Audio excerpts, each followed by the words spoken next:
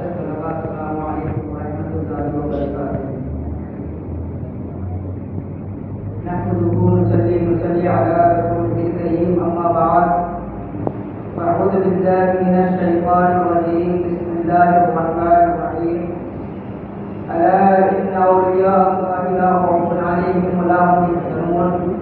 صدق الله العظيم وبلغنا رسوله النبي الأمين المتين المبين الكريم، ونحن على ذلك من الشاهدين والشاكرين والحمد لله رب العالمين.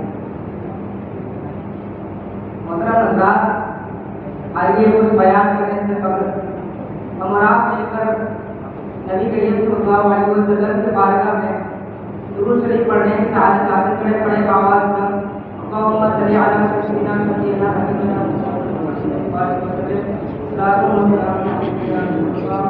صلى الله عليه وسلم.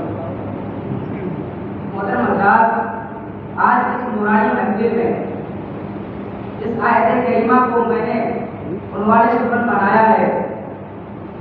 اللہ تبارک و تعالیٰ قرآن مقدس میں ارشاد فرماتا ہے، الا ان اولیاء اللہ لا خوف علیہم ولا هم يحزنون. خبردار، جو اللہ کے ولی ہوتے ہیں نہ انہیں کوئی خوف ہوتا ہے نہ کوئی غم. محترم حضرات، خدا کا خوف سب سے بڑی طاقت ہے. خدا کا خوف سب سے بڑا ہتھیار ہے.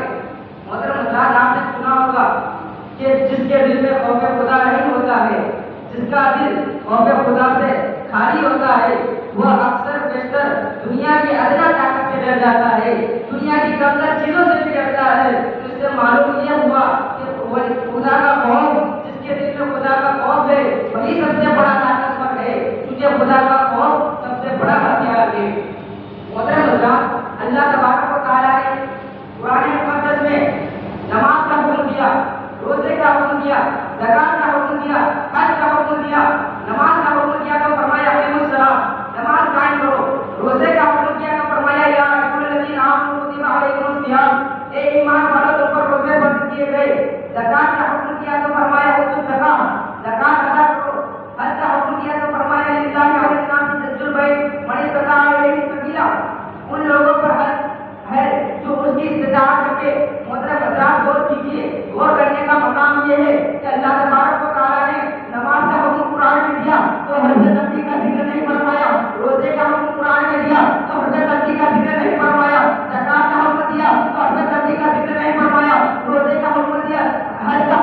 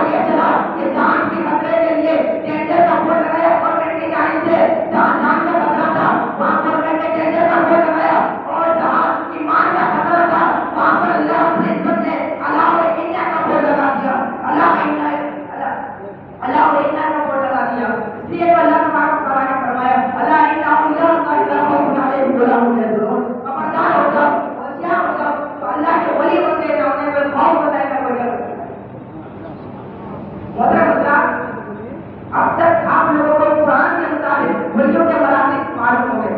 اب میں ایک حدیث شریف آپ کے سامنے پیش کروں. حضرت عبداللہ بن عمر رضی اللہ تعالیٰ عنہ فرماتے ہیں کہ حضور صلی اللہ علیہ وسلم نے فرمایا کہ اللہ کے ایسے بندے ہیں جو نہ انبیاء میں سے نہ شہداء میں سے، لیکن کل قیامت کے دن ان کے قرب کی بدولت اللہ سے انبیاء اور شہداء بھی ان پر رشک کریں. تو ایک عربی نے عرض کیا یا رسول اللہ صلی اللہ علیہ وسلم ہمیں بھی ان کا حلیہ بتائیے تاکہ ہم انہیں پہچان سکیں. تو اللہ کے رسول صلی اللہ